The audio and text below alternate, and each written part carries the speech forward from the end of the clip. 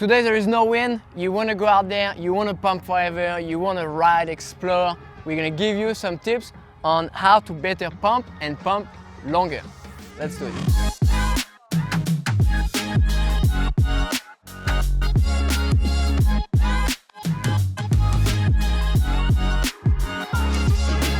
Thank you guys so much for tuning back, supporting us, leaving your comments. We love you guys. We really appreciate it. Hopefully these videos are uplifting you, helping you in your foiling process and whatever it is, beach starting, wing foiling, kite foiling, you name it. Hopefully this is helping you.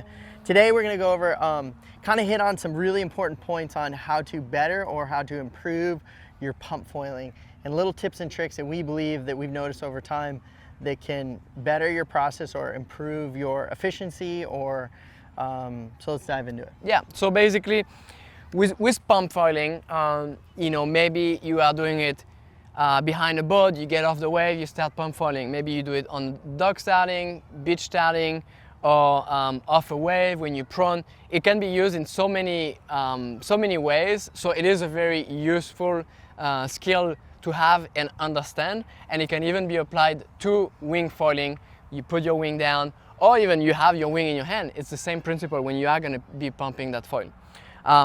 So to me, I always refer it to a pump track. If you have seen a pump track with bumps, and you can do it with a bike or with a skateboard, and you kind of like never have to pedal or never have to push with your skateboard. You just use that downhill to pick up speed and then kind of like relieve your weight on the way up, so you get over the hump and then you push again. So that's what we are creating when we pump foil.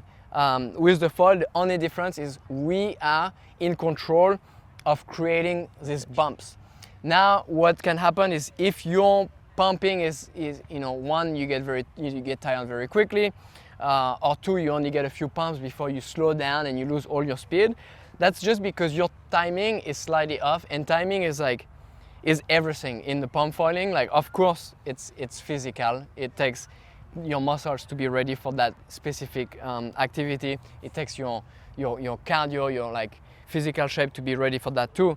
But if you push off slightly at the wrong moment, when your foil is slightly up, you lose all of your momentum. You kind of like apply the brakes, and now you slow down.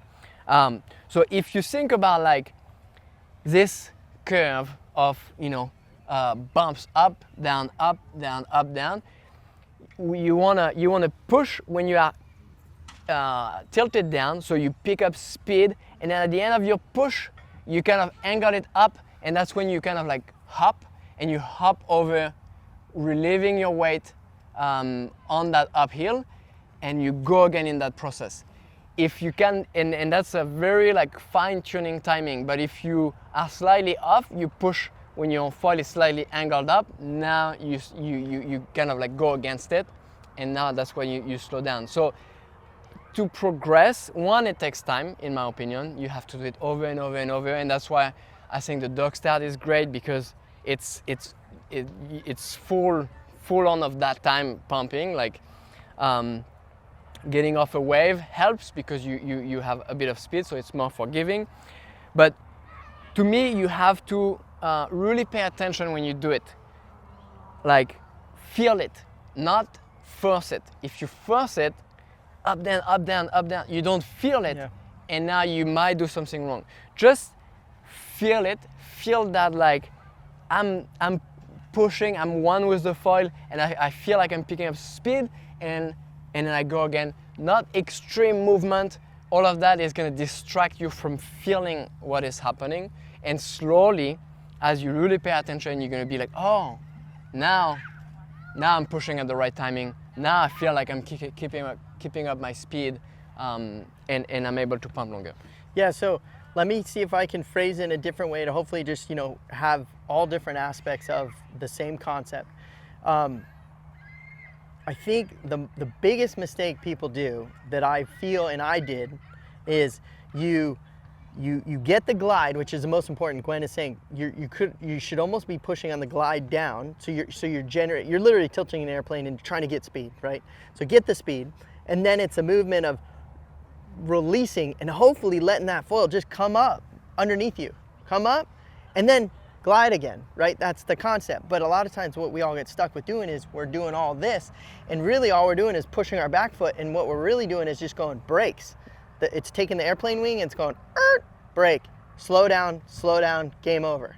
Versus glide, lift, glide, lift, glide. And I think that was the biggest realization. And then as I progress even more recently, thanks to Gwen and seeing some things, I actually started moving as I started pumping my front foot back, because then I could push with both my feet and do the same thing versus being super heavy on one and over stalling the wing, we'll call it.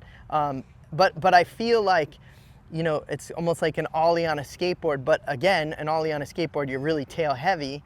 I think a really important way to think about it is you're gliding, and what you're really trying to do is you're trying to release that pressure and lift it and let the foil come right up with you, and then pressure again on the down to accelerate, and then release and go. So whether, you know, the hand gestures, I think what Gwen is saying is like, this will throw everything off because you may be trying so many things, but that feeling is all underneath you on your legs doing everything. And I think the biggest one for me, I think recently, was moving the front back, because it took the pressure off the back leg.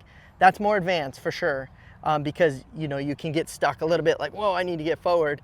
But I think the biggest thing that I learned was try to keep your foil flat. So like, if I can glide on the down and lift it flat, I'm not stalling that wing, so it's still gliding, versus if I really get on that tail, I'll just start stopping, and once your speed starts slowing, it's hard to recover. Yeah, I think the movement doesn't have to be so up and down, because if it's too up and down, the downhill is too quick, so you can't glide. You would just go down too fast, and then you go up and you go so steep that it's kind of hard. So you want your movement to be very gentle, and actually what you said is perfect in the way that, like, it's almost, you shouldn't focus too much on pushing. You should focus on hopping over that hump. Yeah.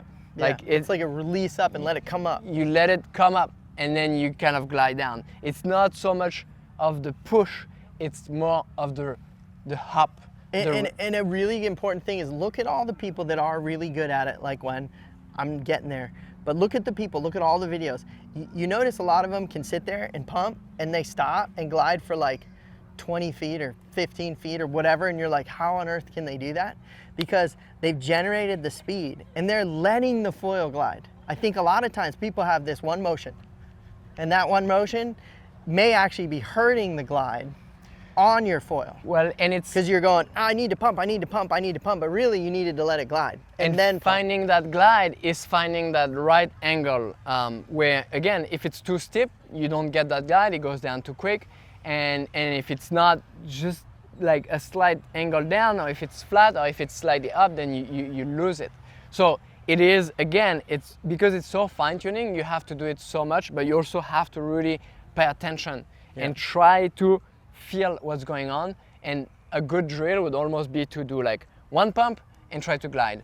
One pump, try to glide. Yeah. So you are not like not paying attention to what's going on. You're learning the glide of your foil. You're learning the glide, because that is the key. If you can understand the angle that you need to glide, it's just doing that over and over. And an important point is, and this is really crucial, is everybody's weight's going to be different, right? So just because I may be able to glide at this angle, somebody who's 220 pounds is going to glide at a different angle on maybe a different setup, or maybe the same setup, it's going to be more, angle. But we kind of just want to share these points or tips, because whether you're wing foiling and you want to work on your glide, or you want to, all this will translate for sure, and it'll make things easier if you start to really think about the glide on your foil and the angles and where to be on the water. Obviously, when you're higher up, you get really nice lift close to the surface. When you're really far down, you're pushing all the mass and the drag. So knowing where you are on the water is going to help that efficiency on that glide. So there's a lot to it.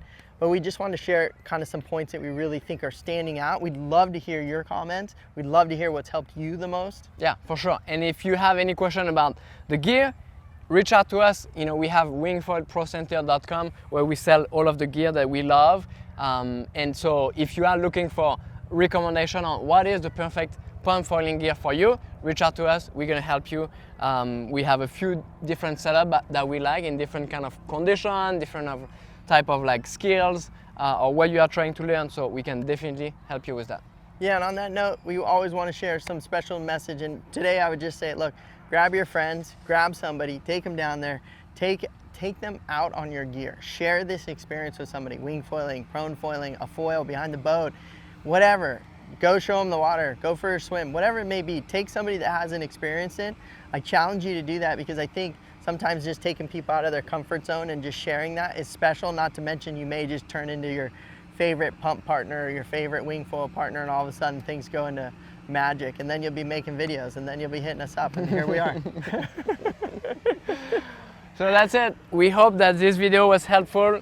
Again, leave your comment. If there is a different tip that you have to share, share it. The goal is to help everybody, share all the knowledge we have all together, and make everybody live their best life. So thank you so much for watching, and we'll see you guys next week. Yeah.